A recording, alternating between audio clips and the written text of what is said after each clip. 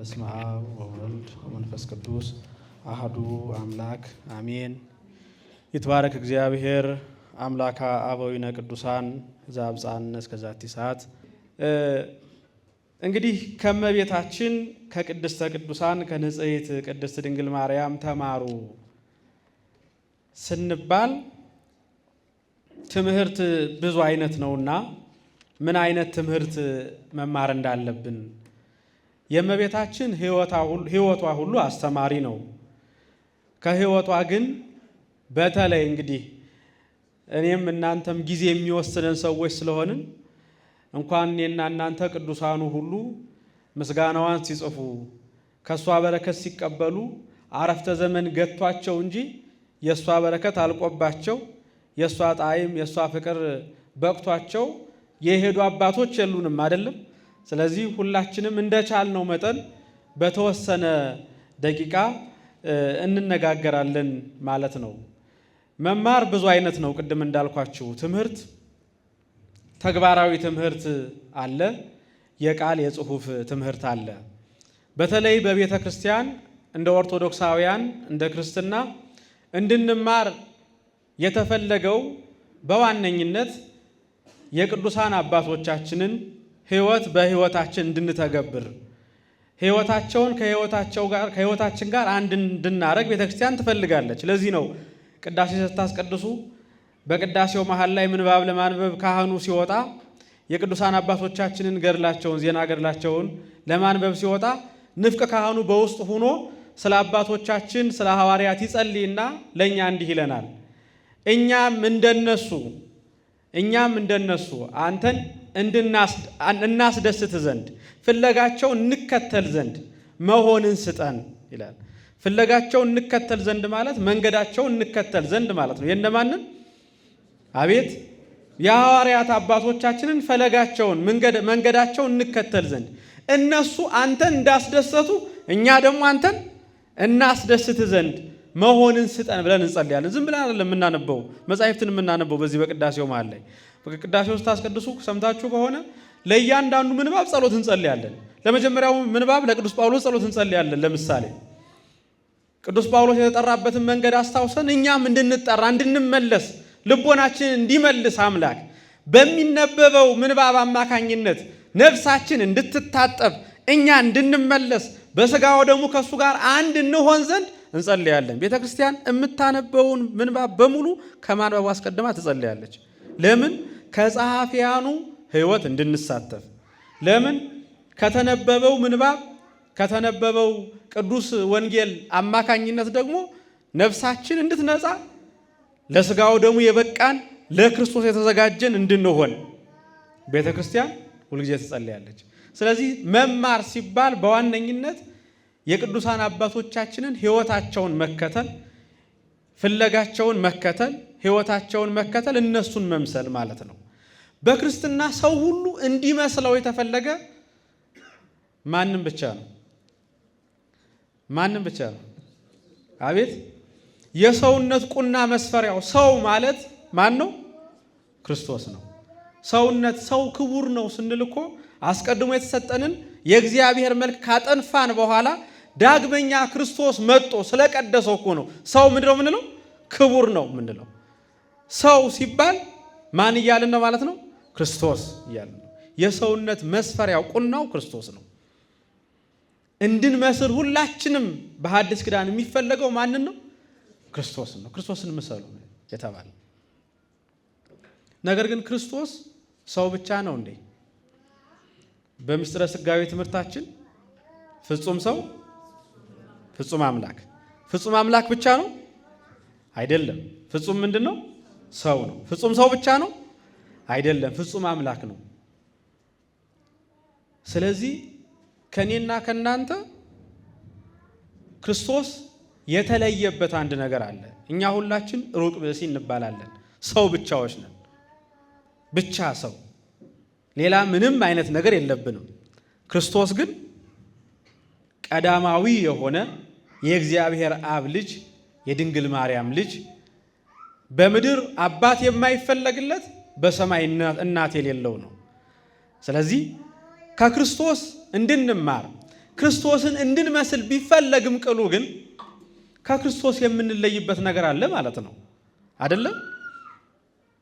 ስለዚህ የክርስቶስ የሆነው ሁሉ ደግሞ በሌላ በማን ታይቷል ብለን ልንጠይቅ እንችላለን። እሱማ አምላክ ወልድ አምላክ ነው፣ እሱ የቻለው እንዴት እንችላለን ልንል እንችላለን። ታዲያ የሁላችን ምልክት የምትሆን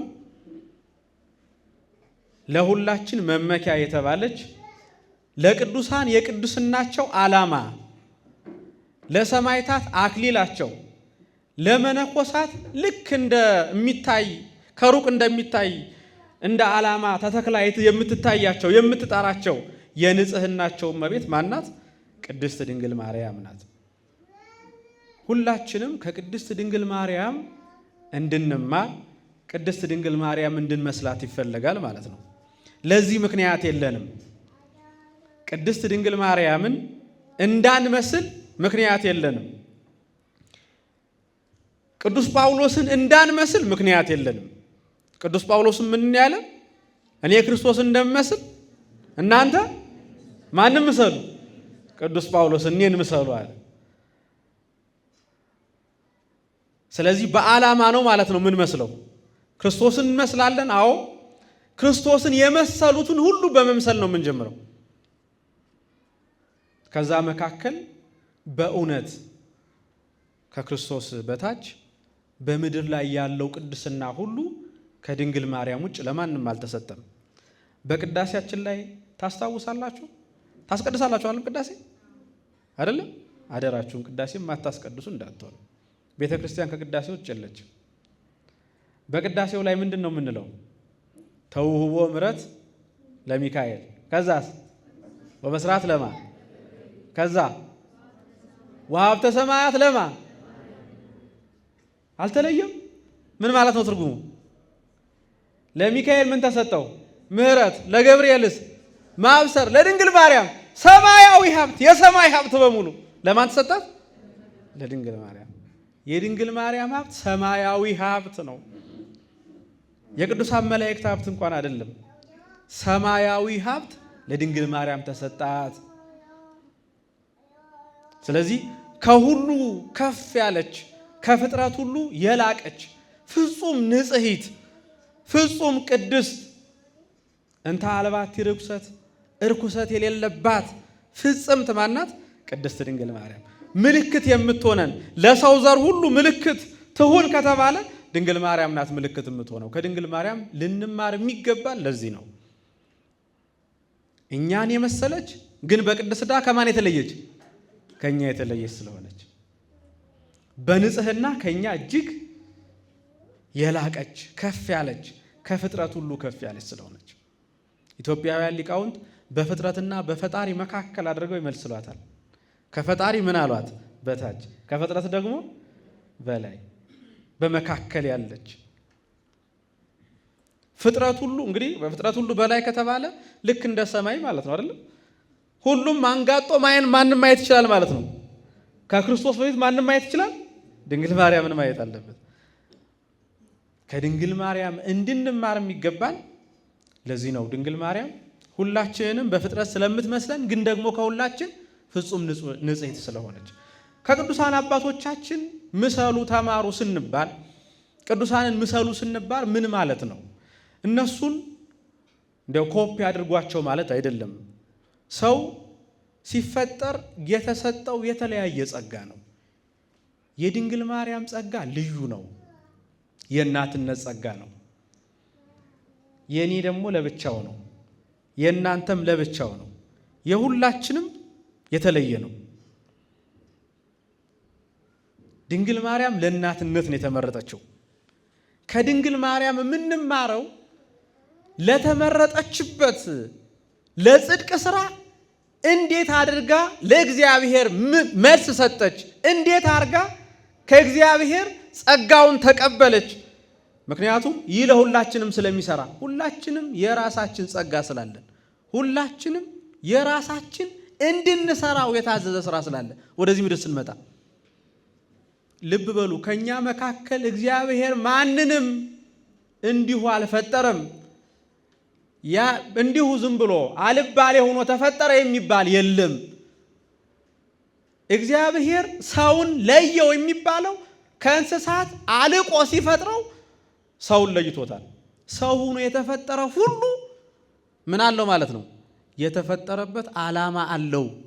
ከኛ መካከል ዝቅ ያለ ማንም የለም። ለዚህ ነው ክርስቶስ መድኃኔ ዓለም በመዋዕለ ሥጋዌ ሲያስተምር ከእናንተ መካከል ማን እንዳትንቁ ተባለ። አንዳቸውን ምን እንዳትሉ እንዳትንቁ። ለምን መናቅ ያልተፈቀደልን? አንተ የመጣህበት ዓላማ፣ አንተ የተጠራህበት ዓላማ እንዳለ እሱም የተፈጠረበት የመጣበት ዓላማ አለ። ለዚህ ነው ባለቤቱ መልኩን ሰጥቶ የፈጠረው፣ ሰው አድርጎ የፈጠረው። ለዚህ ነው ብትንቀውሳ ሲፈጠር ጀምሮ ለሱ አቃቤ ተብሎ የተሾመ መልአክ አለው። ያ መልአክ ለዛ ለናከው እኛ ለምንንቀው እኛ ለምናንጓጥጠው ይሄማ ምን ዋጋ አለው ለምንለው ለሱ ዘወትር ማንን ያያል? የእግዚአብሔርን ፊት ይመለከታል፣ ያያል። ከኛ መካከል በአልባሌ የተፈጠረ የለም። ሞኞች አትሁኑ። ገንዘብ አይደለም ሰውን የሚያበላልጠው፣ ጤና አይደለም ሰውን የሚያበላልጠው፣ ዕውቀት ሰውን አበላልጦ አያውቅም። ያገኘና ያጣ ተለያይቶ አያውቅም። ቤተ ክርስቲያን ለሁለቱም ክፍት ናት። ቤተ ክርስቲያን ለሁለቱም ክፍት የሆነችው እግዚአብሔር ለሁለቱም ክፍት ስለሆነ ነው። ይመስላችኋል? ስለ ድሃ ስለሆነ እግዚአብሔር የሚተወው ሀብታም ስለሆነ የሚፈልገው ይመስላችኋል? እግዚአብሔር እንደዚህ ነው እንዴ? እንደኛ ነው እግዚአብሔር? እኛማ መቼም ለይተን እኮ ከቤተ ክርስቲያንም እኮ ድሃውን ልናባረረው እንፈልጋለን አይደል? ረዚህ እንዳይደርስም እንፈልጋለን። ይሄ እንደው መጦ ሲቆም አጠገባችን ቅዳሴ ሊያስቀድስ ይመጣ ይሄው ሽታው አይደለም ነው አጠገባችን እንዳይቆምብን መስሎሃል? እግዚአብሔር አንተንም እሱንም በኩል አይን ይመለከታል። ምናልባት ባደፈ ፎጣው ውስጥ የእሱ ነፍስ ንጹህ ናት። አባቶቻችን ሻሽ ጠምጥሞ ካባ አድርጎ የሚሄደውን ሲያዩ ምን ይላሉ? ሻሽ ያደምቃል፣ በርኖስ ወይም ካባ ይሞቃል፣ ገቢውን ግን ባለቤቱ ያውቃል ይላሉ። ከጠመጠመው ካባ ካረገው መካከል ከእግዚአብሔር ጋር ቅርብ የሆነው ማን እንደሆነ የሚያውቀው ማን ነው? ባለቤቱ ነው። እንዳይመስለን ከኛ መካከል እግዚአብሔር ማንንም ያለ ዓላማ አልፈጠረም በፍጹም። ሰው ሆኖ የተፈጠረው ሁሉ በዓላማ ተፈጥሯል። ምክንያቱም የእግዚአብሔር መልክ የእግዚአብሔር አርአያ ያለው ስለሆነ። ሰው የከበረው ለዚህ አይደለም ወይ? የእግዚአብሔር መልክ ስላለው የከበረው። ስለዚህ ታዲያ ለምንድነው ከሰው መካከል የምንነቀው? ሰውን ማንን እየናቅን መሰላችሁ? ማንን እየናቅን ነው? እግዚአብሔርን እኮ እየናቅን ነው። መልኩን እየናቅን እኮ ነው። ከኛ መካከል በምንም የሚናቅ ዝቅ የሚል የለም። ሁላችንም ዓላማ አለን። ሁላችንም የመጣንበት ዓላማ አለ። ትልቁ ችግር የመጣንበትን ዓላማ ትተን ባልመጣንበት ስንባዝን ቆይተን ነው የምንሄደው። ከድንግል ማርያም ከቅዱሳን አባቶቻችን ስንማር ቅዱሳን የመጡበትን ዓላማ ፈጽመው ሂደዋል። እምንማረው እንደነሱ የሆነውን ሕይወት ለመውሰድ ብቻ አይደለም። እምንማረው እነሱ ለተጠሩበት ዓላማ ለተጠሩበት አገልግሎት ለእግዚአብሔር የመለሱበትን መንገድ እኛ እንድንወስደው ነው። ለምን? እኛም እንጠራለን ለአገልግሎት፣ እኛም እንፈለጋለን። ደናግላኑ ያላገባ ነው እንድንከተላቸው፣ አግብተው ወልደው በቅድስና የኖሩትን ያገባ ነው እንድንከተላቸው፣ በክህነት የጸኑትን አሰረ ክህነት ያለ እንድንከተላቸው፣ በሰማዕትነት የጸኑትን መከራ የሚበዛብን ሰዎች እንድንከተላቸው፣ ከእግዚአብሔር ጋር ያላቸውን ግንኙነት እንድንከተል ነው የተፈለገ።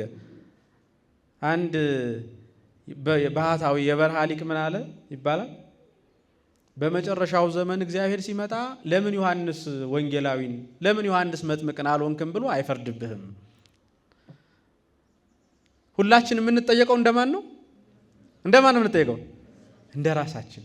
ዮሐንስ መጥምቅንም ዮሐንስ ወንጌላዊንም ዮሐንስ አፈወርቅንም አብነት ማድረግ የሚገባን ለእግዚአብሔር የመለሱበትን መንገድ፣ ለእግዚአብሔር ጥሪ የመለሱትን መልስ እኛም ለጥሪያችን መመለስ እንድንችል ነው። ስለዚህ ድንግል ማርያምን ምሳሌ አድርገን እንማርባት ስንል ለድንግል ማርያም የተሰጠው ድንግል ማርያም የተጠራችበት ጥሪ ለብቻ የሆነ ጥሪ ነው። እኛ የምንጠራበት ጥሪ አይደለም። ግን ድንግል እናታችን ለዛ ጥሪ ለእግዚአብሔር የመለሰችበት መልስ የመለሰችበት መንገድ ግን ለሁላችንም መልስ ትምህርት የሚሆን ነው። ስለዚህ ከድንግል ማርያም መማር እጅግ አስፈላጊ ነው። ባለቤቱ ተማሃሩ ምን ብሏል በማቴዎስ ወንጌል ምዕራፍ 11 ቁጥር 29 ላይ ከኔ ተማሩ። ክርስቶስ ባለቤቱ ምን አለ? ከኔ ተማሩ አለ። ቅድም እንዳልኳችሁ ከሱ የተማሩ እሱን የተከተሉትን ሁሉ ምን እናደርጋቸዋለን? እኛ ደግሞ እንማርባቸዋለን። ቅዱስ ጳውሎስ እንዳደረገው እሱ ከክርስቶስ ተምሮ ክርስቶስን ከመሰለ በኋላ እኛ ደግሞ እሱን እንመስል ዘንድ እንደጠራ በዚህ መልኩ በደረጃ ቀስ በቀስ ነው የሚኬደው። ክርስትና ባንዴ የሚደረስበት አይደለም። ቀስ በቀስ የሚታደግበት ስለሆነ የሱ ከሆኑት ከቅዱሳኑ ደግሞ እኛ እንማራለን። የእመቤታችን ቅድስት ድንግል ማርያም ጥሪ የተለየ ጥሪ ነው ብያችኋለሁ። መቼም ስለ እመቤታችን ስንነጋገር ብዙ ሰው እመቤታችንን ከተሰጣት ጸጋ፣ ካላት ንጽህና፣ ከሷ ሃይማኖት እምነት አንጻር ከሰው ወገን ያልሆነች መስሎ ሊሰማው ሁሉ ይችላል። በሷ የተደረገው በእውነት ድንቅ ነው። ግን በሷ ላይ የተደረገው ነገር እንዲሁ ዝም ብሎ የሆነ አይደለም።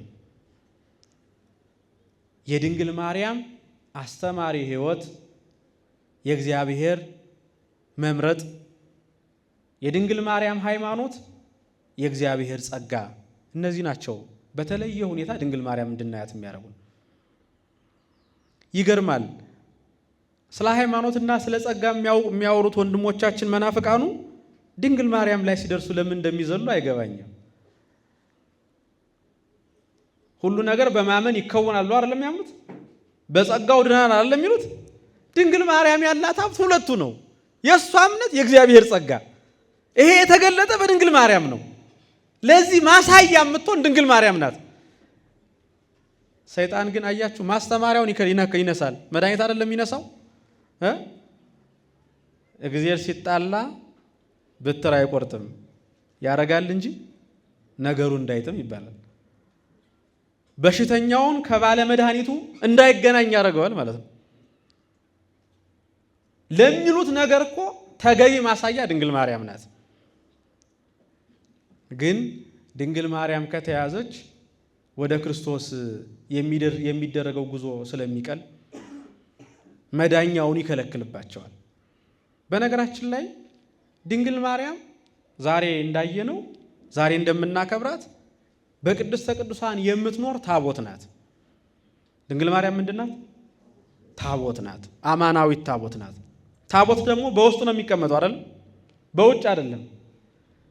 በውጭ ድንግል ማርያም ማውጣት አያስፈልግም። ከመናፍቃን ጋር ከሌላው ጋር ሲነጋገር ሰው ስለ ድንግል ማርያም መነጋገር የለበትም። ድንግል ማርያምማ ውስጥ ነው ያለችው። ወደ ቤተ መቅደስ ያልገባ ቅድስተ ቅዱሳን እንዳያዩ ይችላል። በሩ ያለው በክርስቶስ ነው። መጀመሪያ መነጋገር የሚያስፈልገው ስለ ክርስቶስ ነው። በውጭ ያለ ክርስቶስ ነው መጀመሪያ። የድንግል ማርያም የቅዱሳን ምልጃ፣ የቤተ ክርስቲያን ሀብት፣ የሥጋው ደሙ ጉዳይ እነዚህ በሙሉ ከበር በኋላ የሚገኙ ናቸው። አንዱ ትልቁ የኛ ችግር ይሄ ነው። ውስጡን አውጥተን ለውጭ የምንሰጠው። ላላመነማ ድንግል ማርያም አትሰበክም። ላላመነ የሚሰበክ ምንድን ነው? ክርስቶስ ነው። መጀመሪያ ወንጌል ነው የሚሰበክ። ወንጌል ማለት ወልደ እግዚአብሔር ዓለምን እንዳዳነ፣ ወልደ እግዚአብሔር ሕያው ዘላለማዊ አምላክ እንደሆነ ይሄ ነው የሚሰበክ። ይሄን ላመነ ነው ድንግል ማርያም የምትገለጥ። ክርስቶስን ላመነ በክርስቶስን ላወቀ ድንግል ማርያም ግልጥ ናት። የመቅደሱ በር ተከፍቶ መጋረጃው ተገልጦ የምትታይ ናት ድንግል ማርያም። ክርስቶስን ለማያውቅ ግን ድንግል ማርያም በፍጹም እንዴት ሆኖ እየመሰልን ታቦት ናት እያል አማናዊ ጽላት ናት እያል አማናዊ ጽላት የሆነችው እኮ አማናዊ ታቦት የሆነችው እኮ በምስጢር የምትቀመጥ በቅድስተ ቅዱሳን ያለች ስለሆነች ነው። የተቀደሰውን ለምኖች አትስቱ ተብለናል።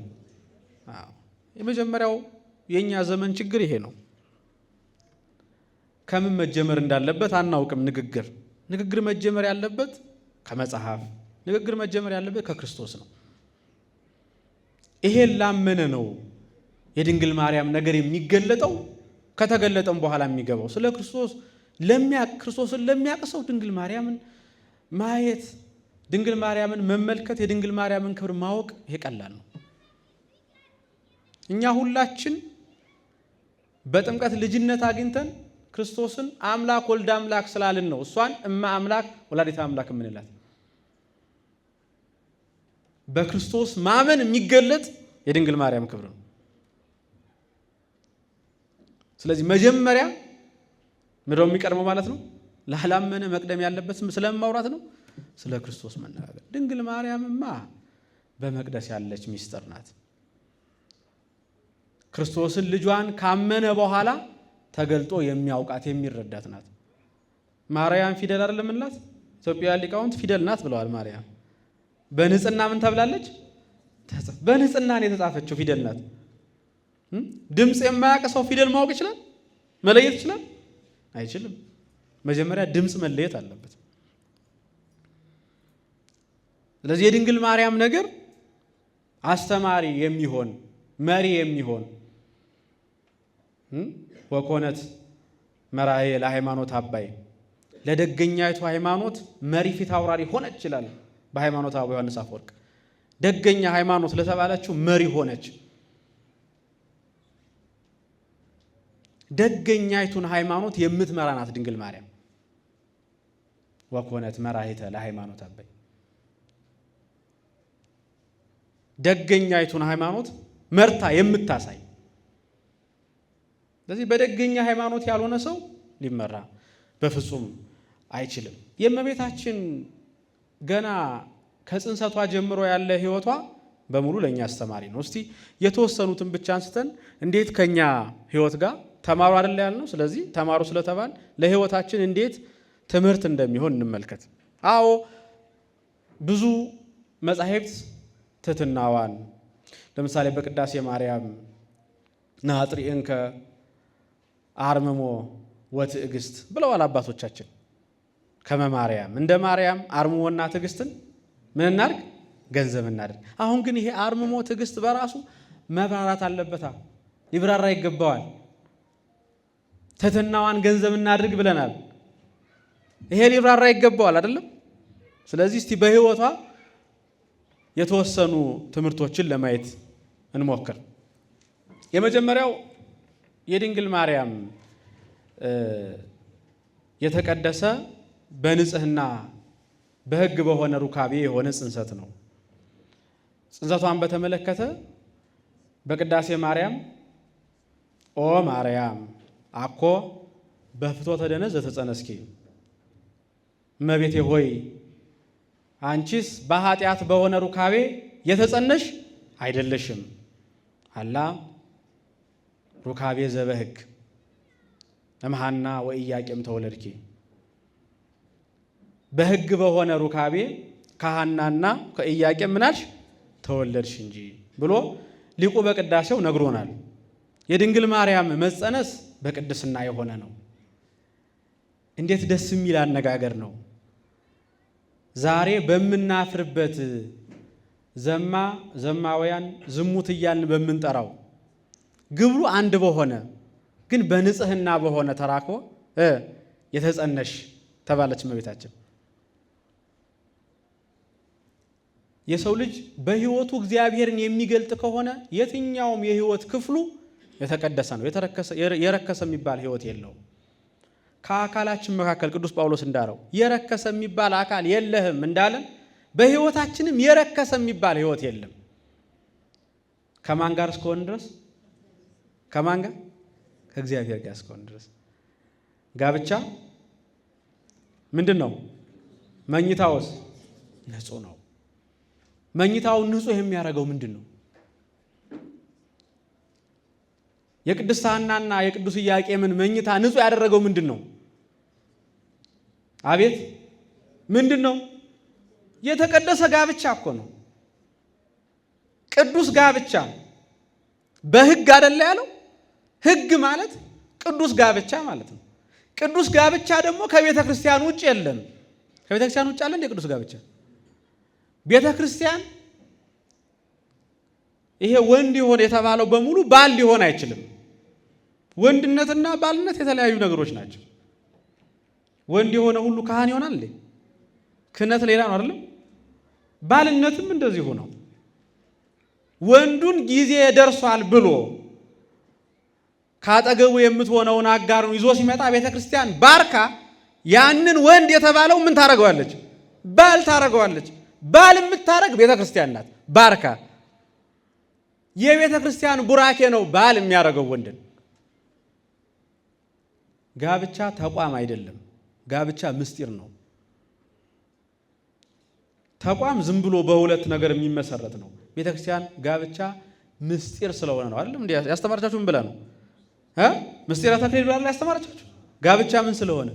ምስጢር ስለሆነ። እንደ ኖህ ሚስት እንደ አብርሃም ሚስት ብላ ባርካ ሴቲቱ ምን ታረጋታለች? ሚስት ታረጋታለች። ባልና ሚስትነት በቤተ ክርስቲያን ቡራኬ ይሰጣል። ከዚህ ውጭ ጋብቻ የለም። ይህ የሆነ ሌጋል የሆነ ነገር አይደለም። ጋብቻ መፈራረም መተዋወቅ አይደለም። ጋብቻ ምስጢር ከሆነ የምትፈጽም ማናት? ቤተ ክርስቲያን ናት። በዚህ አማካኝነት እንዲህ አድርጋ ቤተ ክርስቲያን ካጋባች በኋላ መኝታው ምንድን ነው? አያችሁ? ያ መኝታ በራሱ ንጹሕ የሆነ መኝታ ተባለ። ሩካቤ ዘበሕግ ተባለ። በሕግ በሆነ ሩካቤ ከሐናና ከኢያቄም ተጸነሽ እንጂ ተገኘሽ እንጂ። እንዲያውም እኮ በዚህ በማኅሌተ ጽጌ ደራሲው ሚቡሩክት ወቅድስት ይእቲ ዕለተ ትፍሥሕት ሐና ዘጸገየት ተኪባቲ፣ አንቺን የጸነሰችባት ሐና አንቺን የጸነሰችባት ያገኘችባት ዕለት ምን የተባረከች ዕለት ናት እያለ ያመሰግናታል። ምንኛ ብሩክት የሆነች ዕለት ናት። ምን ከፍ ያለች ዕለት ናት። ዕለቷ ጭምር የምትመሰገን ሆነች። በዚህ መልኩ የሚደረገውን ጋብቻ እግዚአብሔር ይባርካል። እግዚአብሔር ባርኮ ልጆችን ይሰጣል። እግዚአብሔር ባርኮ ልጆችን ይሰጣል ማለት እግዚአብሔር ባርኮ ልጆችን ደግሞ ሳይሰጥም ደግሞ ይቀራል። በሁለቱም ግን የማን በረከት አለ? የማን በረከት አለ? እግዚአብሔር ልጅ ለሰጣቸውም ባርኳቸዋል፣ ልጅ ላልሰጣቸውም ምን አድርጓቸዋል? ባርኳቸዋል። በልጅ ስለተሞላህ አይደለም የተባረከው። እግዚአብሔር ለነሱ ደግሞ በሚጠቅም መልኩ እየባረካቸው ነው።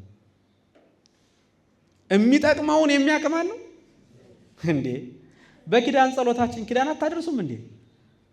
ኪዳን ስታደርሱ ታዲያ የምንፈልገውን ሳንጠይቅ ሳንለምነው የሚሰጠን አይደለም እንለው? የምንፈልገውን ምን ሳንለው የምንፈልገውን ማለት የምንፈልገውን ሳንለምን የሚሰጠን ከሆነ የምንፈልገውን ካልሰጠንስ ምን እያደረገን ማለት ነው? ምን እያደረገን ነው? ይኸውላችሁ የሚል እናንተ ሲናገር ኪዳኑ ምን አለ? የምንለምነውን አለ የምንፈልገውን ሳንለምነው ምንም ያደረገን የሚሰጠን አለ። ምንፈልገው አለ አልለመነውም፣ ግን ምን አድርጎናል? ሰጥቶናል። አስበነዋል? እንደኛ አላሰብነውም እኮ ግን የሚያስፈልገን ነው፣ ሰጥቶናል። እሺ ጠይቀንስ ቢከለክለን ሰጠን ማለት እኮ ነው። ምክንያቱም አስቀድመንም አልጠየቅንም። ለምን? የሚጠቅመንን እኮ አላወቅንም ማለት ነው። የጠየቅነው የማይጠቅመንን ነው። ቅዱስ ዮሐንስ አፈወርቅ የጸሎት መልስ ሁለት ነው አለ። አንደኛ በማድረግ ሁለተኛ ባለማድረግ እግዚአብሔር ጸሎት ይመልሳል። ቤተ ክርስቲያን ባርካ አጋብታ ልጆችን የሰጣቸውን እግዚአብሔር በልጅ ባረካቸው ስንል ያልሰጣቸውን አልባረካቸውም እያልን አይደለም። እነሱን ደግሞ በሌላ መንገድ ማረጋቸው ባረካቸው። ችግሩ ሐሳባችን ሁሉ የማግኘትና የማጣት ሆነ እና የእግዚአብሔር አሰራር መግባት አልቻለም ከኛ ጋር። አዎ ሰው በማህበረሰቡ ሲያይ ልጅ ያለበት ቤት ሲሄድ ልጅ ሲያይ ይሰማዋል። ሰው ነው ደግሞ ደጋግሞ ይጠይቃል። እግዚአብሔር ለሱ ከሆነ ለፈተና የማይሆንበት ከሆነ ይሰጠዋል። ለፈተና የሚሆንበት መስሎ ከተሰማው ደግሞ ይከለክለዋል። ግን በቅድስና የሆነ ሩካቤ በዚህ ጋር ብቻ ይገኛል። በዚህ መልኩ የተባረኩ ልጆች ይገኛሉ ማለት ነው። ቅድስት ሐናና ቅዱስ ኢያቄም የድንግል ማርያም ወላጆች በዚህ መልኩ ዛሬ ላለን ላገባን ደግሞ ለማግባት ለምናስብ በሙሉ ምን መሆን ይችላሉ? አስተማሪ መሆን ይችላሉ። ሕይወታቸው የቅድስና ስለሆነ ሕይወታቸውን በቅድስና ስለሚመሩ በጸሎት ተግተው የሚጠይቁ ነበሩ ሁለቱም። እስቲ ልጠይቃችሁ፣ አግብታችኋል? ያገባችሁት ስጋው ደግሞ መቼ የተቀበላችሁት? ያገባችሁለት አይደለም? ካልሆነ እንደው በርታችኋል ማለት ነው። ሕይወታችሁ እንዴት ነው? ቤተ ክርስቲያን የሰጠቻችሁን አደራ ትጠብቃላችሁ? ስታጋባ ምን አለቻችሁ ቤተ ክርስቲያን? ሰምታችኋል ነው ወይስ የካሜራው የድግሱ ጉዳይ ነው ሲያሳስባችሁ የነበረው? ካልሰማችሁ ዞር ብላችሁ አንብቡታ የተጻፈውን ቤተ ክርስቲያን ምን እንደምትል፣ ለወንዱ ምን እንዳለች፣ ለሴትዮዋ ምን እንዳለች እስቲ አንብቡት። ሕይወታችን ከዛ ጋር የሚመሳሰል ነው ወይስ የተለያየ ነው? የሚለያይ ከሆነ ማስተካከል አለብን። የተጠራ ነው እንድንኖር የተፈለገው ልክ እንደ ቅድስት ሐና እንደ ቅዱስ ኢያቄም ስለሆነ ቅድስት ድንግል ማርያም በዚህ መልኩ በእንዲህ አይነት የተቀደሰ ቤተሰብ ውስጥ ነው የተገኘችው። በነገራችን ላይ ከመካከላችን ከቤቱ አንድ ሰው ብቻ እየመጣ ቤተክርስቲያን እየተሳለመ የኖረ ሰው ሊኖር ይችላል። ምናልባት ቤተሰቦቹ በሙሉ ወደ ምንፍቅና ይሄዱ አሕዛብ ይሆኑ ሊሆን ይችላል። የድንግል ማርያም ቤተሰቦች ለዚህ ቤተሰብ ምሳሌ አይሆኑም ማለት አይደለም። እሱ ቤተሰብ ሲመሰርት ማንም መሆን ይችላል። ማንን እንዲሆን ነው እያስተማርን ያለነው? እንደ ቅድስት ድንግል ማርያም ቤተሰቦች እንዲሆን ነው ቤተሰቡ እያስተማርን ያለነው። የመጣንበትን የተገኘንበትን ልንረግም አይገባም። በተስተካከለ መንገድ የመጣ ነው ሰዎች ተስተካክሎልን መጠናል። በውጣ ውረድ የመጣ ነው ሰዎች ደግሞ ያን ውጣ ውረድ አይደለም ለልጆቻችን የምናስቀጥለው፣ የተቀደሰውን ቤተሰብ ማስቀጠል ያስፈልጋል። ድንግል ማርያም በዚህ መልኩ ተጸነሰች። ልደቷስ እንዴት ነበር? የድንግል ማርያም ልደትና ወደ ቤተ መቅደስ መግባቷን አንድ ላይ እስቲ እንመልከተው። ድንግል ማርያም ከተወለደች በኋላ ወላጆቿ ሐሳባቸውና ስለታቸው ሁሉ ለማን መስጠት ነው? ለቤተ እግዚአብሔር መስጠት ነው። የድንግል ማርያም ወላጆች የልጅነት ሐሳባቸው ልጃቸውን ያሰቡበት መንገድ የመረጡበት መንገድ እጅግ በጣም የሚገርም ነው። ያሰቡት በተለየ ሁኔታ ሀብት ንብረት ሰጠው ሀብት ንብረት አካብተው ለማሳደግ አይደለም። ምን ለማድረግ ነው? ከእግዚአብሔር ጋር እንድትኖር ወደ ቤተ መቅደስ ለመስደድ ነው ያሰቡት። በተቀደሰ ጋብቻ ልጆች ሲወለዱ ልክ እንደ ቅድስት ሐና እንደ ቅዱስ ኢያቄም ሌላ ሊያስፈልግ የሚገባው ነገር እኛ ከቤተ ክርስቲያን በረከት ተቀብለን በቤተ ክርስቲያን ቅድስና በቤተ ክርስቲያን ምስጢር ጋብቻችንን ከፈጸምን በኋላ ልጆቻችን ይህንን ካልተከተሉ እኮ ምን አድርገናል ማለት ነው? አበጅተናል ወይስ አጥፍተናል? አለማ ነው ሲያጠፋል እንዴ? የኛ የሆነውን ለኛ የተሰጠውን ጸጋ አልሰጠናቸውም ለልጆቻችን። የድንግል ማርያም ቤተሰቦች ሐሳባቸው ምድራዊ አልነበረም። ቅድስት ሐናና ቅዱስ ኢያቄም ፍጹም ምድራዊ ሐሳብ አልነበራቸው። ድንግል ማርያም ለቤተ መቅደስ ተዘጋጅታ ተቀመጠች። አገልጋይ ትሆን ዘንድ ተመረጠች። ገና በሕፃንነቷ እናትና አባቷ ፈልገው ነው የሰጧት። ፈልገው አስገዷቸው አይደለም። ሰው ብጽዓት አይደለም ምንለው። ብጽዓት ማለት እኮ በፍላጎት የሚሰጥ ማለት ነው። በፍላጎት ፈልገው ለቤተ ክርስቲያን ሰጧት። ልጆቻችንን ዛሬ ለቤተ ክርስቲያን እንሰጣለን። ለቤተ ክርስቲያን መስጠት ማለት በቤተ ክርስቲያን ሕይወታቸውን እንዲያሳልፉ ነው የምንመክረው ወይስ ሌላ መንገድ አለን? የትኛውን ሕይወት ነው የምናስበልጠው? ምን አይነት ሕይወት እንዲኖርልን ነው የምንፈልገው? ልጆቻችን ስለሚማሩበት ትምህርት ቤት እናስባለን አይደለም? ስለሚበሉት እናስባለን አይደለም? አይደለም? አታስቡ? ነገ አድገው ስለሚሆኑት እናስባለን። ነገ አድገው ሃይማኖታቸውን ይለውጡ ይሆን ብለን እናስባለን። እስቲ ልጠይቃችሁ። እኛ መቼም ከኛ መካከል ብዙዎቻችን የድሃ ልጆች ነን። እኔም የድሃ ልጅ ነኝ። ሳድግ በድህነት ስናድግ አልሞትንም አይደለም? ሞተናል እንዴ? ሃይማኖት መቀየርስ ሞት ነው ወይስ ሞት ነው አይደል? ለልጆቻችን ታዲያ ምኑን ነው እያቆየናቸው ያለነው? ሰው ታታሪ ሰራተኛ ከሆነ ስንፍናን ካስወገደ ከእግዚአብሔር ጋር ከሆነ የእግዚአብሔርን መንገድ የሚከተል ከሆነ ሕይወቱን ማቆየት ይችላል ወይስ አይችልም? መስራት ይችላል ወይስ አይችልም? ሰርተን አይደለም እንኖረው ሁላችንስ? የተለየ እኮ ሐሳብ አያስፈልገንም። አሁን ለልጆቻችን ይልቅ ልናስብ የሚገባን አንድ ነገር ነው። ልጆቻችን ከምግባር ያፈነገጡ ከሃይማኖት የዳጡ ከሆኑ ምን ይውጠናል? እነሱስ ምን ይውጣቸዋል?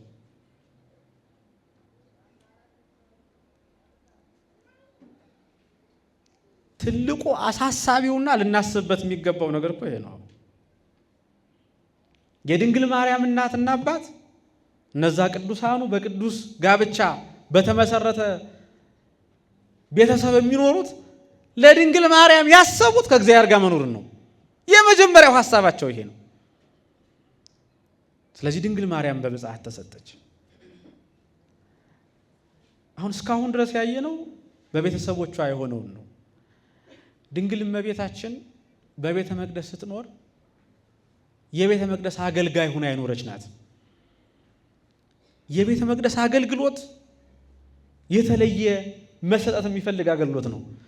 ሁላችንም እንዳቅማችን እናገለግላለን። ቀዳሹ በቅዳሴ ያገለግላል፣ ዘማሪው በመዝሙር ያገለግላል፣ ሰባኪው በመስበክ ያገለግላል አይደል? አገልግሎት በተለየ ሁኔታ ለእግዚአብሔር የምንሰጠው የጥሪ ምላሽ ነው። በቤተ ክርስቲያን አገልግሎት የሚናቅ አገልግሎት የለም በፍጹም። የድንግል ማርያም አገልግሎት ለእሷ የሚስማማ ግን ደግሞ ለቤተ መቅደሱ አስፈላጊ ሆነ። እንደ ካህናት ገብታ መስዋዕት መሰዋት አይደለም አገልግሎቷ። መጋረጃ መስፋት፣ ቤተ መቅደሱን ማጽዳት፣ ይሄ ነው አገልግሎቷ የነበረ። አሁን ይህ አገልግሎት ስናስበው እኮ ዝቅተኛው አገልግሎት ነው አይደለም? ዝቅተኛው አገልግሎት ነው። በዘመኑ ትልቁ አገልግሎት መስዋዕት መሰዋት ነው። በዘመናችን ከፍተኛው አገልግሎት ምንድን ነው? መቀደስ ነው? መስበክ ነው? ለእግዚአብሔር ማን ነው ቅርቡ? ካህኑ ነው? ምዕመኑ ነው? ልጠይቃችሁ እስቲ። ለእግዚአብሔር ቅርቡ ካህን ነው ወይስ ምዕመን ነው? ካህን ነው አይደል? ነው ኤክስ ለእግዚአብሔር ቅርቡ የእግዚአብሔርን ጥሪ በአግባቡ የሚመልሰው ነው። ክህነትማ አገልግሎት ነው። ሰው ካህን ስለሆነ የበለጠ ለእግዚአብሔር ይቀርባል ማለት አይደለም። ሰው ምዕመን ስለሆነ ከእግዚአብሔር የበለጠ ይርቃል ማለት አይደለም። በእግዚአብሔርና በእኛ መካከል ያለው ርቀት የሚለካው በምንሰጠው መልስ ነው። ለእግዚአብሔር ጥሪ በምንሰጠው መልስ አዳም ወዴት አለ የተባለው አዳም ከእግዚአብሔር የራቀው ምን ስለሆነ ነበር? ምን ስላደረገ ነው? ኃጢአት ስለሰራ አይደለም። ኃጢአት ከእግዚአብሔር ሰውን ያርቃል። ኃጢአት ምን ጊዜም በእኛና በእግዚአብሔር መካከል ያለውን ርቀት የሚያሰፋ ነው። ያ ርቀት ኃጢአት ይባላል። በእግዚአብሔርና በሰው መካከል ያለው ርቀት የሚጠበው ሰውየው ወደ እግዚአብሔር የሚቀርበው ምን ሲቀነስ ነው ማለት ነው? ምን ሲቀነስ ነው? ኃጢአት ታዲያ ካህን ነህ ምእመን ነህ እያለ ይለያል? አይለይም እኮ። በእግዚአብሔርና በሰው መካከል ያለውን ርቀት የሚያሰፋው ኃጢአት ስለሆነ አገልግሎት ልዩ ነው። ክህነትም አገልግሎት ነው። በዝማሬ ማገልገልም አገልግሎት ነው። ምእመን ሆኖ አሜን ማለትም አገልግሎት ነው። ምእመን ካልተሰበሰበ ቅዳሴ ይቀደሳል? አሜን የሚል እኮ ያስፈልጋል። ፍትሐ ነገሥታችን ምእመን ሳይሰበሰብ ቅዳሴ እንዳትቀድስ ብሏል። አሜን የማለት አገልግሎት የማን አገልግሎት ነው ማለት ነው? የኛ አገልግሎት። በዚህ መካከል ዝቅና ከፍ መባባል የለም የሚል ካለ አልገባውም ማለት ነው ክርስትና ፈጽሞ። የድንግል ማርያም አገልግሎት አሁን በዘመናችን ካየነው የምእመን አገልግሎት ነው። በቤተ መቅደስ መስዋዕት መሰዋት አይደለም። ቤተ መቅደሱ ምን ማለት ነው? ማጽዳት፣ የቤተ መቅደሱን መጋረጃ መስፋት፣ ምእመናን የሚሰሩት ስራ ማለት ነው። ከድንግል ማርያም አገልግሎት ልንወስደው የሚገባውን የህይወት ትምህርት ያለንበት አገልግሎት ምንም ይሁን ምን እንደሚገባው ሁነን እስከተገኘን ድረስ እግዚአብሔር በዛ አገልግሎት ምን ያደርጋል? ደስተኛ ይሆናል፣ ደስ ይለዋል። የድንግል ማርያም አገልግሎት እግዚአብሔርን የሚያስደስት አገልግሎት ስለነበር የድንግል ማርያም አገልግሎት እግዚአብሔርን ያስደሰተው ወደ መስዋዕት ማቅረቢያ ወደ ቅድስተ ቅዱሳኑ ስለገባች አይደለም። በተለየ ልብሰ ተክህኖ ስላጌጠች አይደለም። የተለየ ትምህርት ስለተማረች አይደለም። የድንግል ማርያም አገልግሎት በእግዚአብሔር ዘንድ ፍጹም የተወደደ የሆነው በንጽህና የሚከወን ስለሆነ ነው። ምንም ይሁን ምን አገልግሎታችን ያችን አገልግሎታችንን በንጽህና እናደርጋት። የትኛውም አገልግሎት ይሁን የምናገለግለውን አገልግሎት ግን በንጽህና ካደረግነው የድንግል ማርያምን አገልግሎት አገለገልን ማለት ነው። ድንግል ማርያም በአገልግሎት ሕይወቷ ለኛ አስተማሪ ናት። የአገልግሎት መምህርት ናት። ትምህርት ልንወስድ ይገባናል። በዚህ አገልግሎቷ ሳለች ነው እንግዲህ ማን የተገለጠው? ወበሳድስ ወር ተፈነወ ገብርኤል መልአክ ሀባሃቲ ሀገር፣ ወደ አንዲት ሀገር ገብርኤል መልአክ በስድስተኛ ወር ተላከ። የዛች ሀገር ስም የገሊላዋ ናዝሬት ትባላለች። በዚች ቦታ ማን አለች? ለዮሴፍ የታጨች ድንግል ማርያም አለች። ለድንግል ማርያም ተላከ። እስቲ ከዚህ የተወሰነ ትምህርት እንማርና እንጨርስ ትምህርታችንን። በተለይ በዕለት ተዕለት ሕይወታችን የምንጸልየው ጸሎት ስለሆነ የድንግል ማርያምንና የመልአኩ የቅዱስ ገብርኤልን ቃለ ተዋስኦ አይተን የድንግል ማርያምን ጸሎት ተመልክተን እንጨርስ ትምህርታችንን። ቅዱስ ገብርኤል ወደ ድንግል ማርያም የተላከ ምን ሊያደርግ ነው? ሊያበስራት ነው። ቅድስት ድንግል ማርያም በቤተ መቅደስ ትኖር ነበር ማለት ሐዲሲቱ ቤተ መቅደስ ማናት ማለት ነው? በሐዲስ ኪዳን አማናዊት ቤተ መቅደስ ማናት? እመቤታችን ናት። እመቤታችን አማናዊት ቤተ መቅደስ ናት ማለት ለእኛ ለሁላችን መሪ የምትሆን ናት ማለት ነው። ቅዱስ ጳውሎስ በአንደኛ ቆሮንቶስ መልእክቱ ምዕራፍ 3 ቁጥር 16 ላይ ስለ ሰውነታችን ሲናገር የእግዚአብሔር ቤተ መቅደስ እንደሆናችሁ አታውቁም ምን ብሎናል? የእግዚአብሔር ምኖች ናችሁ? ቤተ መቅደሶች ናችሁ። ቤተ መቅደስ እንደሆናችሁ አታውቁም ተብለናል። ለዚህ ቤተ መቅደስ ፊት አውራሪ መሪ የሆነች ምልክቱን የተገኘች ድንግል ማርያም ናት። ድንግል ማርያም ፍጹም የእግዚአብሔር ቤተ መቅደስ ናት። በዚህ በታኅሳስ 3 ዕለት የድንግል ማርያምን ወደ ቤተ መቅደስ መግባት እናከብራለን አይደለም? በዛ ቀን የሚገርመው ቅዱስ ያሬድ የዘመረው መዝሙር ስለ ድንግል ማርያም ንጽህና ክርስቶስ በሷ ላይ ስላደረ እንደ ማደሩን የክርስቶስ ማደሪያ መሆኗን የሚያሳይ ነው። አንጽሖ ሥጋ ሀደረ ላዕሌሃ ወተወልደ እምኔሃ እሷን ስጋዋን አንጽቶ በድንግል ማርያም ምን አለ አደረ፣ ከሷ ተወለደ እያለ ይዘምራል። ማደሪያ የሆነች አማናዊ ቤተ መቅደስ ማን ስለሆነች? ድንግል ማርያም እመቤታችን ስለሆነች። በቅዳሴው ላይ ታስታውሳላችሁ፣ የማመስገን ጊዜ ይህ ነው ዝውቱ ጊዜ ባርኮት ብለን እንዘምራለን አይደለም? የማመስገን ጊዜ ማለት ይሄ ሐዲስ ኪዳን ነው። የመዘምበር የማመስገኛው ጊዜ እነሆ አሁን ነው ብለን ከዘመርን በኋላ ስለ ድንግል ማርያም ስንናገር ምን እንላለን? ደብተራ ስም ገብርዋ አታስቀድሱም እንዴ? ደብተራ ስም በከመ ነገረ እግዚ ወአሮን ካህን በማይከላ የአርግ ዕጣነ ህሩየ የምስክር ድንኳን አደረጓት። ጌታ እንደተናገረ ካህኑ አሮንም በመካከሏ ምን ያሳርጋል? ዕጣንን ያሳርጋል። ማናት የምስክር ድንኳን የሆነችው? ድንግል ማርያም እኮ ናት። በሐዲስ ኪዳን አያችሁ፣ ያ ጌታ የተናገረለት አሮን በቤተ መቅደስ የሚያጥነው አሮን የሚያጥንባት የምስክር ድንኳን የብሉይ ኪዳኗ ድንኳን አይደለችም። ማናት? አሁን ቅድስት ድንግል እመቤታችን ናት። ስለዚህ እመቤታችን አማናዊት ቤተ መቅደስ ትባላለች።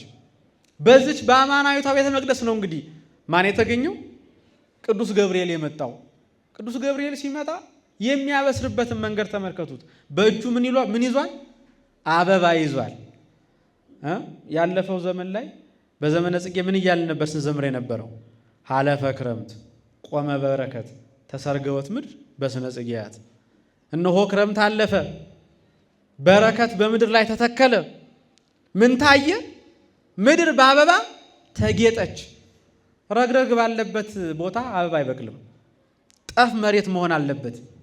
ዝናብ የነበረው ጠፍ መሬት።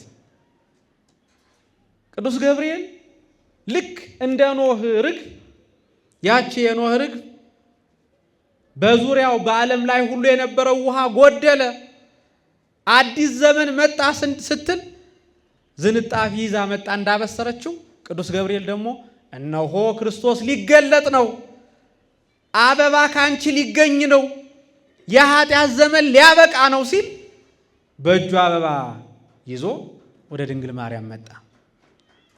ለድንግል ማርያም ፍጹም ሰላምታን ነው ሰላም አላት፣ ሰገደላት። ሰላም ለኪ አላት። ይህ ሰላምታ የተለየ ሰላምታ ስለሆነ ድንግል ማርያም ምን አደረገች? ተቀበለችው እንዴ? ባንዴ ደነገጠች። አያችሁ፣ ድንግል ማርያም የምታየውን አስተውላ የምትመለከት ናት። የሚደረገውን ነገር በሙሉ ታስተውላለች።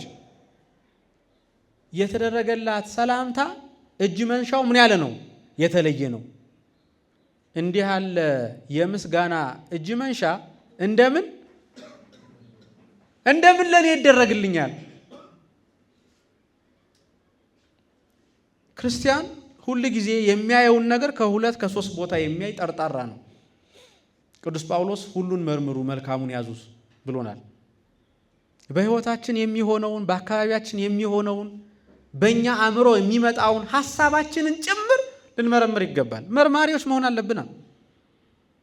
ያለበለዚያ በዙሪያችን ያለው ሁሉ ከክርስቶስ የሚለየን ነው፣ ወደ ክርስቶስ ቢያቀርበን አይደለም።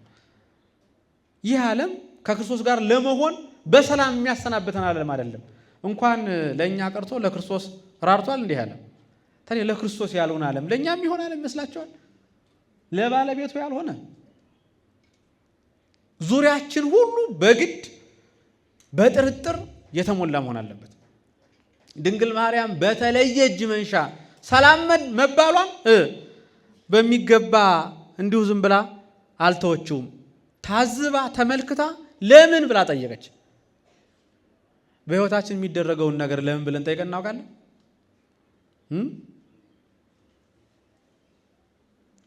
ለምንድን ነው ገንዘብ ስለማግኘት ብቻ የምናስበው? ከእግዚአብሔር የሚለየን ይሁን አይሁን አስበን እናውቃለን? የምንጠይቃቸው በጸሎት የምንለምናቸው ነገሮች በሙሉ የምናስባቸው ሐሳቦች በሙሉ ከእግዚአብሔር የሚለዩን ይሁኑ አይሁኑ ጠይቀን እናውቃለን? በማህበር ተሰብስበን የምናደርጋቸው ነገሮች እግዚአብሔርን የሚያስደስቱ ይሁኑ አይሁኑ ጠይቀን እናውቃለን? መደረግ ብቻ ስለሚችሉ ልክ ገብርኤል መጥቶ ሲያበስራት በቃ ማብሰር መስገድ ማንኛውም ሰው ሰላም ስለሚል ሰላም ማለት ስለሚቻል ብቻ ብላ ድንግል ማርያም መቀበል እኮ ትችላለች። ድንግል ማርያም ግን እንደዚህ አይደለም ያደረገችው። እንዲህ ያለ እጅ መንሻ ለምን ለኔ ይደረግልኛል? የተለየ እጅ መንሻ ነው። የተለየ ሰላምታ ነው።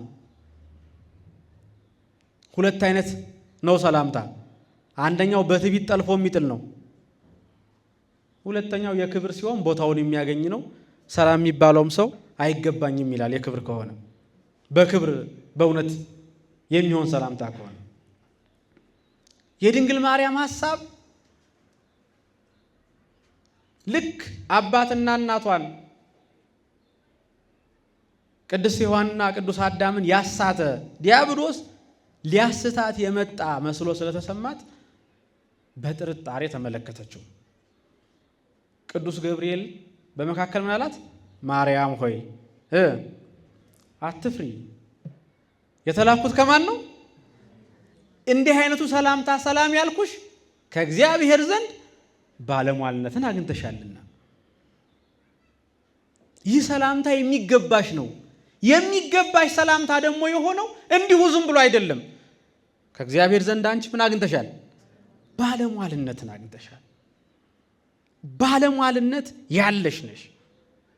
ካንቺ የሕይወት ቅድስና ተገኝቷል። በአንቺ እግዚአብሔር ሊሰራ ወዷል። ለምን? የመመረጥ ግርማ ስላለሽ። እንዲሁ ዝም ብላ አይደለም ድንግል ማርያም የተመረጠችው። እግዚአብሔር ሰሜንና ደቡብን ምስራቅና ምዕራብን ምን አደረገ? ከዛ ማን ወደደ አለ? ያንቺን መዓዛ ደምግባትሽን ወደደ። ያንቺን መዓዛ ማለት የንጽህና መዓዛሽን ማለት ነው።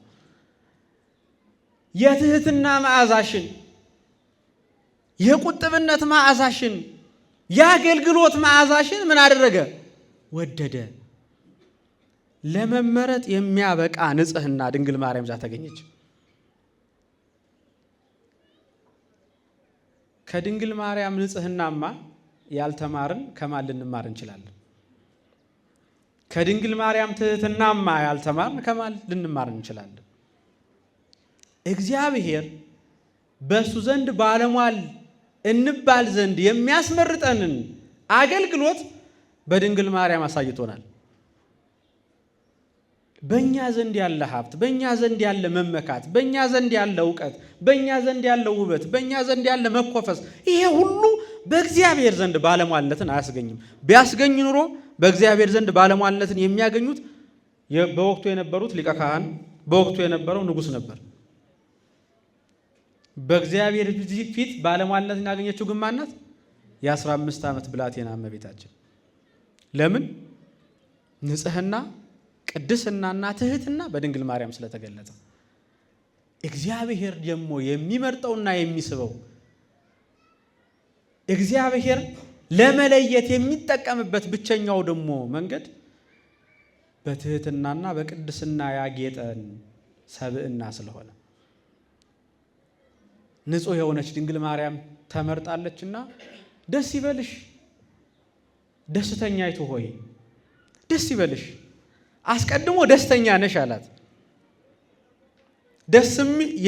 ደስተኛ ናች የተባለችው አስቀድማ በምንም አይደለም። ደስተኝነቷ በማን ነው? በእግዚአብሔር ነው። ደስ የሚላት በአገልግሎቷ የጸናች እናት ነበረች። ደስተኛይቱ ሆይ አሏት ሊቃውንት ኢትዮጵያውያን። ደስ ይበልሽ ነው ያላት።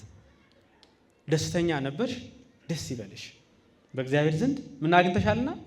ባለሟልነትን አግኝተሻል። እነሆ ትጸንሻለሽ አላት። ይህን አሁንም ድንግል ማርያም አይ እንግዲህ በቃ ከእግዚአብሔር ዘንድ ባለሟልነትን ካገኘሁማ መልአክ መጥቶ ከሰገደልኝማ ነገሩ እርግጥ ነው በቃ ከዚህ በኋላ ብላ አሁንም አልተቀበለችውም። ቅዱስ ገብርኤልን ጠየቀችው። ምን አለችው? ወንድ ስለማላውቅ ይህ እንዴት ይሆንልኛል? እዚህ ደግሞ በጣም የሚገርም ምስጢር አለ። ድንግል ማርያም ወንድ ስለማላውቅ ይህ እንዴት ይሆንልኛል ነው ያለችው።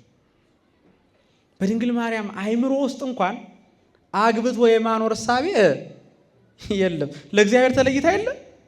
በቃ ለእግዚአብሔር ናት መርዓት ሆና የምትቀጥል የእግዚአብሔር ሙሽራ ልትሆን የተዘጋጀች እራሷን አዘጋጅታ ለይታለች። በሕይወቷ ውስጥ ባላግብታ ልጆች ወልዳ መኖርን በፍጹም በሐሳቡ አላሰበችውም። ስለዚህ ምን አለችው? ወንድ ስለማላውቅ። ይህ የድንግል ማርያም መልስ ፍጹም ድንግልናዋን ይነግረናል። ፍጹም ንጽህናዋን፣ ቅድስናዋን ይነግረናል። በነገራችን ላይ ድንግልና ስጋዊ ድንግልና ብቻ አይደለም። አባቶቻችን ነቢያት እስራኤላውያንን ከእግዚአብሔር አምልኮ ወጣው በባዕድ አምልኮ ሲኖሩ በእግዚአብሔር ላይ ጋለሞቶች እንደሆኑ ነግረዋቸዋል። በእግዚአብሔር ላይ እንደዘሞቱበት ነግረዋቸዋል።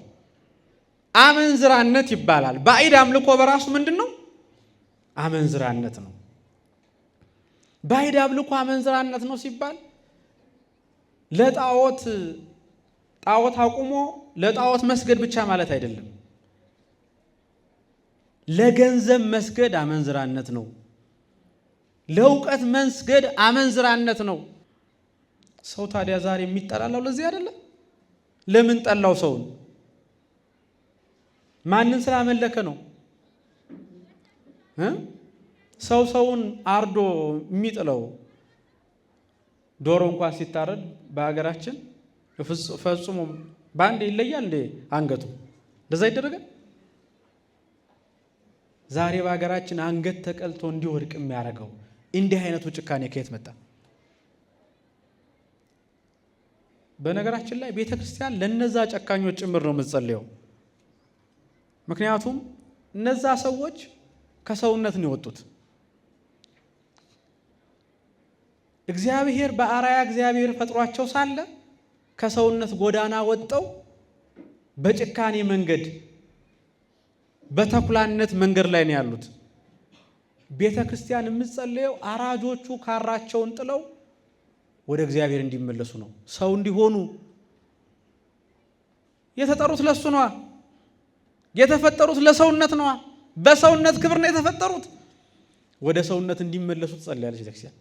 ስራዋ ይሄ ስለሆነ በምድር ላይ ያለች የእግዚአብሔር ብቸኛ ወክል ቤተክርስቲያን ስለሆነች ኑ ብላ ትጠራለች፣ አራጆቹን ጭምር። ሰው የተጨካከነው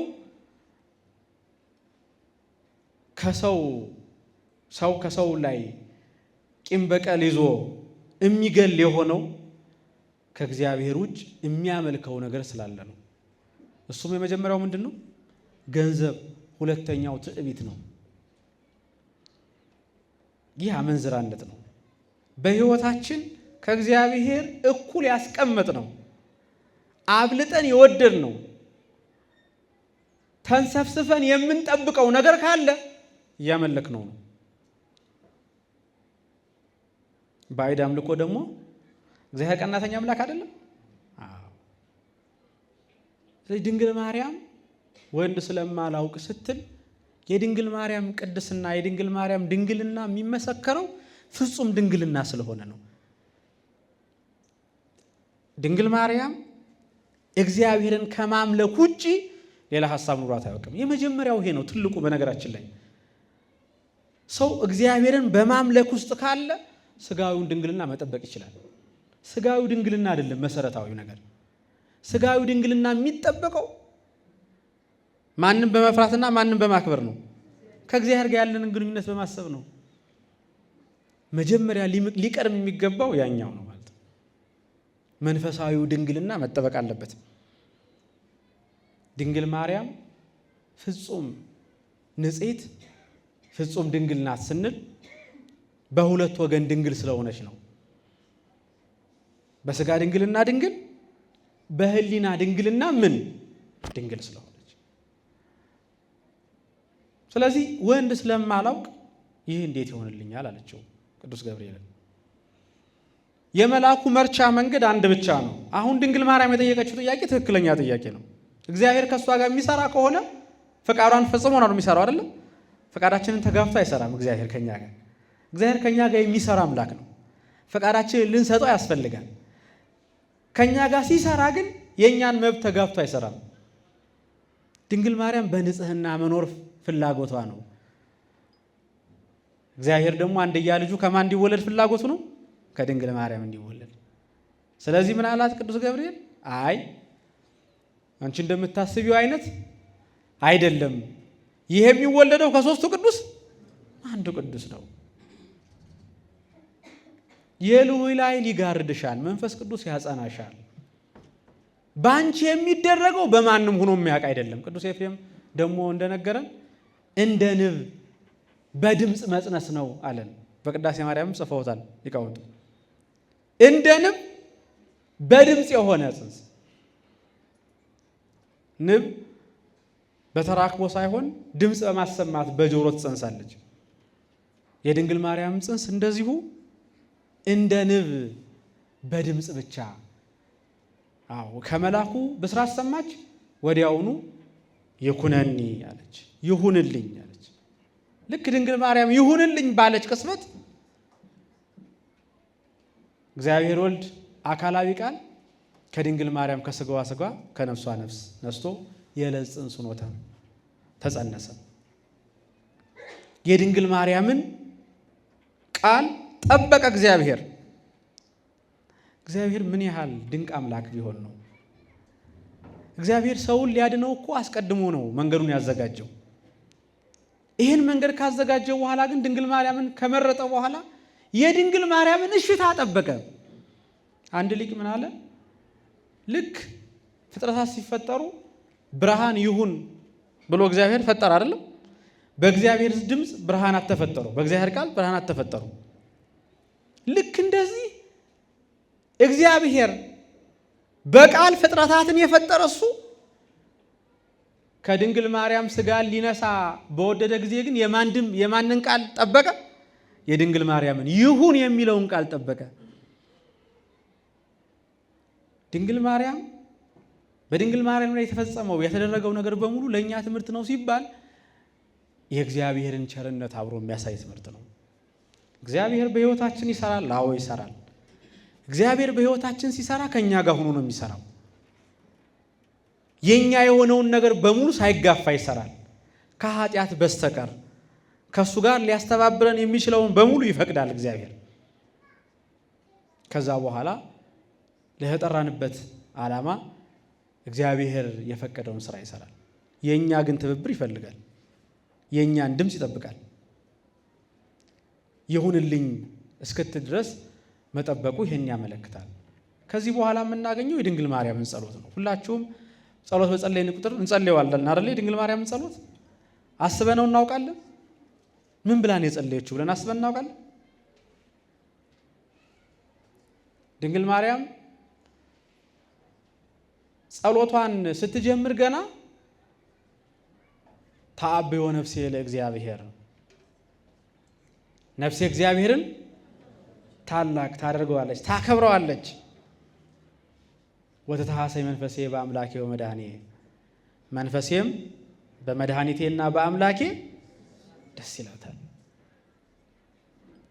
የድንግል ማርያም መንፈስ የመንፈስ ደስታ ምንጭ ማን ነው ማለት ነው? ማን ነው? አዎ መድኃኒቷና አምላኳ ነው። የኛ የደስታ ምንጭ ማን ይሆን? ምን ስንሆነው ደስተኛ ምን ሆነው? ደስ ከሚላቸው ጋር ምን በሉ? ደስ ከሚላቸው ጋር ተደሰቱ ማለት ምን ማለት ነው? ንስሐ ገብተው ልጅነታቸውን አድሰው ስጋው ደሙ ተቀብለው ደስ እያላቸው ከቤተ ክርስቲያን ከሚወጡት ጋር ምን በሉ? ተደሰቱ። የኃጢአት ስርየት አግኝተው ክርስቶስን ከነሱ ጋር አንድ አድርገው የሚሄዱ ስለሆነ ደስ ይበላችሁ ለነሱ። ያ ማለት ፍጹም ደስታችሁ በማን ይሁን ማለት ነው? በእግዚአብሔር ይሁን ደስታቸው። የድንግል ማርያም ደስታ የሚመነጨው ከመድኃኒቷ ነው፣ ከመዳኗ ነው የሚመነጨው። መድኃኒቱ ነው የሚያስደስተን ነው አሁን ጥያቄው። መድኃኒቱ ያስደስተናል። ቤተ ክርስቲያን ዕለት ዕለት መድኃኒቱን እኮ እየሰጠች ነው። አቆርጣ ታውቃለች እንዴ? ቅዳሴው ሲቀደስ ሥጋው ደሙ ስንቀበል የምንጸልየው አንድ ጸሎት አለ። ምእመናን የምንጸልየው ሰምታችሁ ታውቃላችሁ? አቤቱ ይሄንን ሥጋህን ተቀብዬ አንተን አስደስት ዘንድ ያንተ የሆነውን በሙሉ ሰራ ዘንድ ምን በለኝ እርዳኝ። አንተን አባቴ ብዬ እጠራሃለሁ። ስለዚህ እፄውዐከ አብ ወእፄው መንግሥተከ፣ መንግሥትህንም እጠራለሁ። አሁን ንስሐ ገብቼ ሥጋው ደግሞ ተቀብያለሁ። ያንተ የሆነውን ፈቃድህን እፈጽም ዘንድ ደግሞ አንተ እርዳኝ። አንተን አባቴ ብዬ እጠራሃለሁ። ወእፄው መንግሥተከ፣ መንግሥትህንም እጠራለሁ። ይትቀደስ ስምከ እግዚኦ በላዕሌ፣ በእኔ ላይ ምንህ ይመስገን? ስምህ ይመስገን። በማን ላይ? በእኔ ላይ። ሥጋው ደግሞ ተቀብለን እኮ ይህን ነው የምንጸልየው። እንትን ሲያደርጉ አያሰማቸውም? እዚህ ጣነ ሞገር ምናምን ሲያደርጉ ይሄኛው ጸሎት አይሰማም መሰለኝ። እስመ ኃያል አንተ የሚለውን ጸሎት ከመጸለያችን በፊት ይሄ ነው ያለው። ቤታችሁ ሂዳችሁ እስቲ አንብቡት፣ በቅዳሴው ላይ የተጻፈውን። እስመ ኃያል አንተ እያልን የምንጸልየው እኮ ይሄንን ከጸለይን በኋላ ነው። ይትቀደስ እግዚኦ ስምከ በላዕሌ፣ በእኔ ላይ ያንተ ስም ምን ይበል? ይቀደስ፣ ይመስገን። ሥጋው ደግሞ ተቀብያለሁ። አባቴ ብዬ እጠራሃለሁ። መንግሥትን እጠባበቃለሁ። ያንተን ስራ ለመፈጸም አንተ አብቃኝ። ለምን? ሥጋው ደግሞ ተቀብዬ ወደ የሚሄደው ወደ ማን? ወደ ቤት አይደለም የሚሄደው? ወደ ዓለም አይደለም የሚሄደው? በዓለም ማን ነው መግለጥ ያለብኝ? ማን ነው መግለጥ ያለብኝ? ክርስቶስን። ክርስቶስ በእኔ ሲገለጥ ማን ይመሰገናል ማለት ነው? ይትቀደስ ስምከ እግዚኦ በላዕሌ ማለት እኮ ይሄ ነው። በእኔ ላይ የማን ስም ይመስገን? ያንተ ስም ይመስገን። እስመ ኃያል አንተ እንላለን። ከዛ በኋላ